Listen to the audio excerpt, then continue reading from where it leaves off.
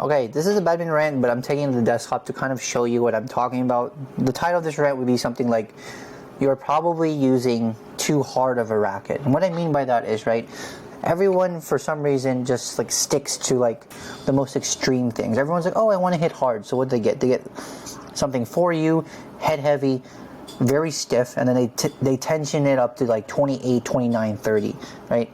And that is actually leading you to not be smashing as hard as you can, to not having an enjoyable time, and having to like overexert yourself to try and get more power out of it, especially if your technique and physicality is not there, right? So what I have here is about a 15-minute clip of my student Kevin, and he was my guinea pig for today, or this day, and he allowed me to basically make him do the same drill, and he was using different rackets between each drill, and you can kind of see like which rackets he prefers, and also the quality and how drastic the quality can be between different rackets. Now mind you, these are all rackets strung at the same tension at the same time by the same stringer with the same string, right? So the only difference you are seeing is the actual racket's head weight, its balance point, its overall weight class, and all that. So right, so for reference, right, Kevin is playing with the Victor TKF-E or TKF, I don't really remember, which is like a 4U even balanced Medio stiff racket, right? He plays at 24 by 26 with Expo 65, right? So the first racket we have here is an Assailant Pro. This is a 3U variant. This is with the Medio head heavy, like 298 millimeter balance point. Very aerodynamic though, very flexible shaft, not very, like medium stiff. And you can kind of see like the quality of the drives and the smashes that come out of this, okay? So we're just going to fast forward. We're going to watch a little bit. I don't know all of it because that would take too long. Right? And this is his first time. He literally picked this up, and then I told him, do this drill now with this racket, right? And as you can see, like the smashes come down nice. If you guys have seen Kevin play before, like this is fairly good attack from him, I would say, relatively compared to the TKF as well. And then let's see if there's anything else here. I mean, does it get it above to get to the 6 point? Good. Last one. Oh. Yeah, he's tired now. Good. Right. So again, like the attack is good, but he's tired. So it is what it is. Right. Yeah. So yeah. And we will move on. The Lethal 10, I accidentally zoomed in way too much, so this is not a good example. We'll move on. This is the Commander 10, which is a 5U head heavy racket, fairly low end but very beginner friendly. So as you can see, this probably might be a little bit too easy for him because it's too flexy and the weight's there. Because like that first smash was very up, and now the second one is down. And the sound is not as good, right? So maybe it's a bit too easy for him to use. That was better. Pasok. So that meant it was in. So this might be good for his off days, right? And this is like the benefit. Like obviously not everyone will have the opportunity to compare and contrast rackets like this. But the point I'm trying to make or trying to highlight is that the racket choice you make is very important. And it's not just string tension. Because you can have like a high string tension if you're using like an easy racket, because like it's not just the tension itself, it's the head weight, it's the stiffness, it's the weight class, and the string tension all working together, right? So you need to like tune in on every single aspect if you want something that is going to be like optimal for you. And most of the time, right, most of the time you're not going to be able to like maximize the performance of like, you know, an 88D Pro strung to 30 with 15% pre-stretch or whatever crazy numbers you guys like to use, right? So, right, so here, right, this is quite low end, but very, like, his attack is very consistent, right? It's very easy for him, so he likes it. And you can see, right, the kite, he's tired, he has some punch, and here's a Ziggler, right, everyone's power favorite racket from Apex.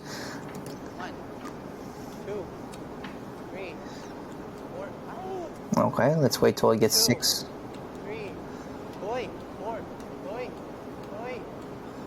Right, right, and then again, right, the smash is quite steep, the power is quite good, right, so again, it shows you like the difference, like how steep and how how strong was the smash with the Commander 10? Not quite. The Ziggler might be a bit more suited for him. And again, the Ziggler is not that hard of a racket to use, especially for someone his level. I think the Ziggler is perfect for someone his level, right? It's got a head-heavy racket, compact frame, but the shaft again is not super freaking stiff, right? And that's what's leading to the steepness and the punch in his power, right? It's because like he's using a racket that is more suitable for his skill level, and not just picking something extremely hard to use for like basically the ego. Right? And then we'll move on. So here he is using a Tantrum 300. This is a 3U even balanced racket. So we will see how he likes this. The drive shots are a bit more repulsive, as you can see. But he's not used to it, so like they are going up a bit high. Yeah.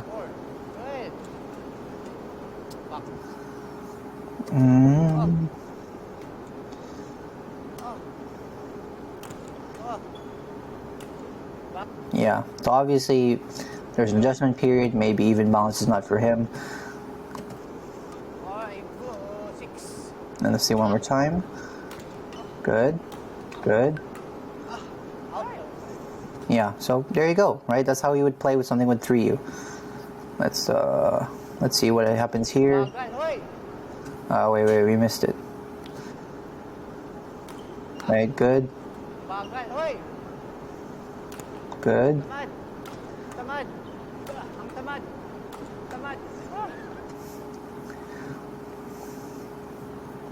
And again, right, his weakness is like that. Oh my gosh, I don't know what racket this is. As you can see, this is a live recorder, so we might just have to skip this part. Is the rest of it zoomed in? No. And then the last one is the Z Woven, which is 4,200 pesos. But this is like a 4U, pretty mild racket to use. So this one is actually spec-wise quite similar to the thruster that he's using, but it's again, the specs are a lot easier. The shaft is a lot easier, right? And like, see, he's more aggressive with this one. He feels a bit more comfortable in his power, right? Even though it did take him some adjustment to get to the angle down, which is normal when you're switching rackets every different set. Let's see. Yeah, good, right?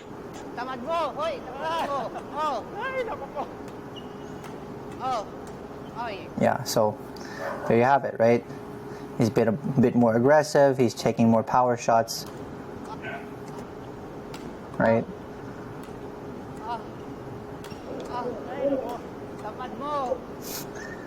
And here's me playing with him because he's tired. I want him to finish the rally. So yeah, is there one more racket here? Yeah, so this is the Z Fusion, which is again 5U head heavy. It's a little bit higher spec than the Commander 10, but it is still quite low end.